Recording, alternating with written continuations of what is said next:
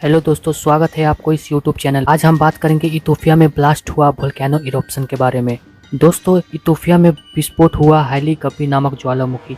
ये ज्वालामुखी अट्टा अल रेंज का हिस्सा है जो इथोपिया के अफार क्षेत्र में स्थित है। हाइली गब्बी ने 23 नवंबर 2025 को विस्फोट किया। इसके पहले कम से कम लिखित या वैज्ञानिक रिकॉर्ड में इस ज्वालामुखी का कोई विस्फोट दर्ज नहीं था, यानी लगभग 12,000 वर्ष तक इसकी गतिविधि रिकॉर्ड नहीं थी। इसलिए इसे एक लंबे समय तक निष्क्रिय ज्वालामुखी माना जाता था। विस्फोट के दौरान राख, धुआं और गैस का एक बड़ा स्तंभ आसमान में उठा। राख धुआं की ऊंचाई 14 किलोमीटर लगभग 9 मील तक पहुंची। इस विस्फोट में लावा प्रवाह दर्ज नहीं हुआ, मुख्य रूप से राख, गैस और धुआं निकला। विस्फोट की तीव्रता और आवाज़ इतनी जबरदस्त थी कि स्थानीय लोगों ने इसे बम जैसा विस्फोट बताया। व्यापक प्रवाह आसमान से लेकर कई देशों तक।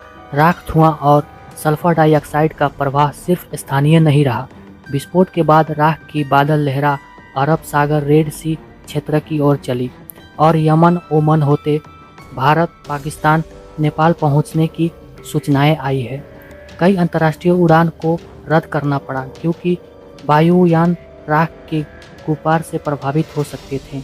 हालांकि किसी मानव हानि या जान माल के बड़े नुकसान नहीं है, लेकिन आसपास के गांव में राख गिरने से पशुओं और खेती पर असर हुआ है। कई लोग की जीवन प्रभावित हुई है।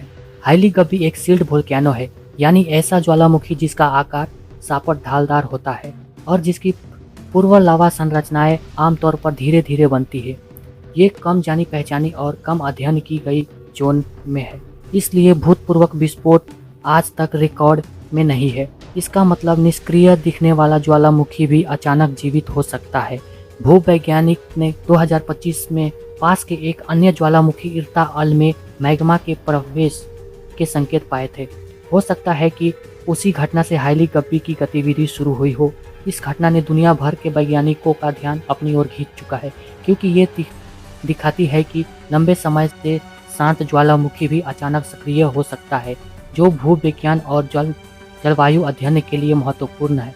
साथ ही ये घटना लोगों को सतर्क करती है कि वायुमंडलीय प्रदूषण, वायु यात्रा सुरक्षा और स्थानीय लोगों के साथ आजीविका पर ज्वालामुखी गतिविधियों का ध्यान रखना चाहिए। अगर आपको वीडियो अच्छी लगी तो प्लीज़ वीडियो को लाइक कीजिए और चैनल पर नए हैं तो चैनल को सब्सक्राइब कीजिए। और आप इस ज्वालामुखी के बारे में क्या सोचते हैं, हमें कमेंट बताएं।